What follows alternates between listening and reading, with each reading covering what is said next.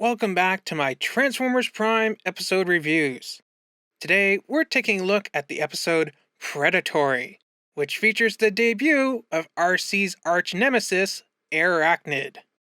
This episode begins with what looks like a big ball of fire flying through space. And I must say, the space shots here look so pretty. As you may have guessed from my Nanosec episode review, I'm a big sucker for lots of little colorful lights across a dark sky, whether it be fireworks or just a starry night sky. It looks so beautiful. That's why in a lot of my older videos, I would often use that kind of galaxy background that I made. Maybe I should revisit that idea for this big project I'm working on. So the object turns out to be a ship, which crash lands on Earth, and Arcee and Jack are sent to investigate it. The mosquitoes out here on this routine recon are the size of vampire bats. Yeah, they drink just about as much blood. Quite the outdoorsman, aren't you, Jack? Ugh, if there's one thing I really hate, it's bugs. Especially things like mosquitoes. They're everywhere, they're buzzing all around, they're annoying, and then they bite you and you're all itchy. It's the worst. I hate it. It's probably the best thing about winter and the worst thing about summer.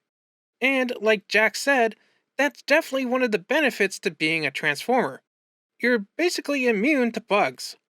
Although I guess you still might have to deal with them getting squished in your joints by accident or splatting on your windshield or something like that. Ugh, yuck. Anyways, I like Arcee's little tool here. It kind of reminds me of the PKE meter from Ghostbusters. So Arcee figures out whose ship this is. She gets spooked and evacs Jack to what she thinks is a safe distance. I thought I was your partner. No, Jack, you're a kid. You're only here because this was supposed to be no risk. Got it? Arcee goes back to investigate, and she flashes back to when she was on Cybertron talking to her partner at the time, Tailgate, who is not a 6 million-year-old baby like in IDW, but as we'll learn later in the episode, this Tailgate is actually just a repaint of Cliffjumper. Which I guess kind of makes sense since Cliffjumper and Windcharger are both red minibots in G1, so if you don't have a Prime Windcharger model to reuse, the next most appropriate one is probably Cliffjumper. It's also weird how Arcee's two previous partners both share the same body model. I guess maybe Arcee has a type? A very specific type? It is then that we finally see our star of the show, Airachnid, who's kind of like Prime's version of Black Arachnia. It's also funny how last week I reviewed Along Came a Spider, the Transformers animated episode that was the first episode in the series to feature Black Arachnia. And now I'm doing Predatory, Arachnid's debut episode. It's like back-to-back weeks of sexy spider ladies. Speaking of which, I love Arachnid's kind of half-spider mode. It's kind of like a Drider from D&D, which are basically like spider versions of centaurs.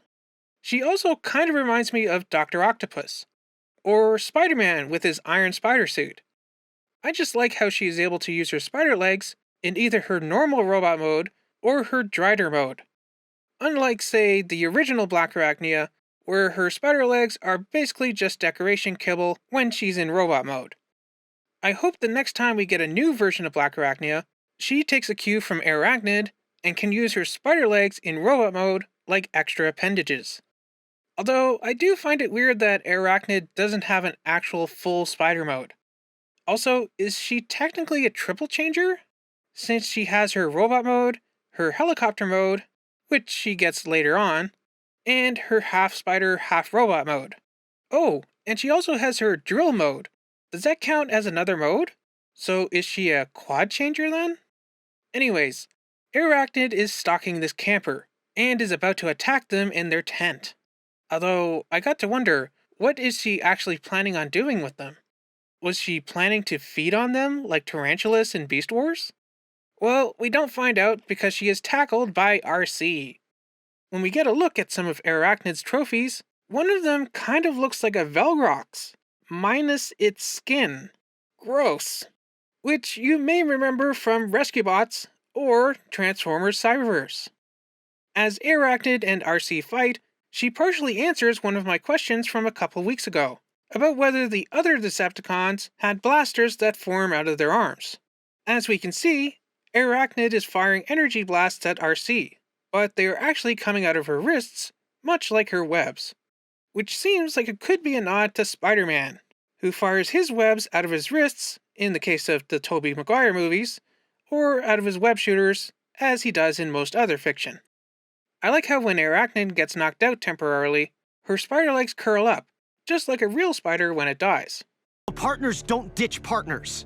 Get this through your head. You're not my partner. You're a liability. I don't believe you. I can see it in your eyes. You're afraid, Arcee. And you're never afraid. Jack may not want to be Arcee's partner, because, as we'll see when she flashes back again, her partners don't seem to have a great survival rate. You're right, Jack. I am afraid of losing you. And I love how Arachnid rubs the fact that her partners keep dying in Arcee's face. It's such a deliciously wicked thing for a villain to do. I also love how Arachnid climbs on the rock wall that Arcee is webbed to and turns upside down. It kind of reminds me of that scene from the first Spider-Man movie. If only Arachnid and Arcee would just kiss already, then they wouldn't have to fight. Arcee then flashes back once again to when she was saved by Bumblebee and Cliffjumper? So I guess this means that this flashback actually takes place after the episode Out of the Past. So Arcee met Cliffjumper, was partners with Tailgate, Tailgate gets killed by Arachnid, and then she's partners with Cliffjumper? For some reason, I thought she met Cliffjumper after Tailgate died, but obviously not. So Arachnid chases after Jack, like Jan from The Office going after a younger man. That's the spirit, Jack. Play hard to get. Oh wait, her webs don't come out of her wrists. They actually come out of her palms, Iron Man style. I love how this episode feels like a horror movie, especially after Jack lights the leaking energon and blows up Arachnid's ship with her on it, and just as he thinks he's safe, she shows up again, still on fire. I mean, dang girl, I knew you were hot, and I knew you were scary, but this is a whole nother level of scary hot. Lucky for Jack, Arcee arrives just in time, and Arachnid escapes. Partner, huh? Junior partner. I could still pull rank. This was such a great episode of Transformers Prime. Maybe one of the best in the series. Again, it is really weird how this same story keeps coming up. Like with the animated episodes The Thrill of the Hunt and Along Came a Spider, this episode is all about an old arch-enemy from one of the Autobots' past coming back, as well as the tragic loss of a romantic interest. And in the case of Along Came a Spider, both it and this episode feature a super sexy spider fembot. Seriously, I love Arachnid's design.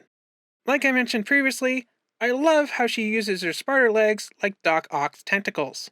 And I love her color scheme, and even her sort of eye makeup. It kind of reminds me of the Boy Seekers in Transformers Cyberverse, and how they have a sort of similar under-eye mascara spike eyeliner thingy. But yeah, this was such a fantastic introductory episode for Arachnid. And obviously, this was also a great character building episode for Jack, and more so Arcee. No wonder there is so much, shall we say, fan art tied to this episode? Well, what about you? What did you think of this episode of Transformers Prime? As always, let me know down in the comments. Remember to like, subscribe, and do all that other fun stuff. And I'll see you here next week for the next episode of Transformers Prime, Sick Mind.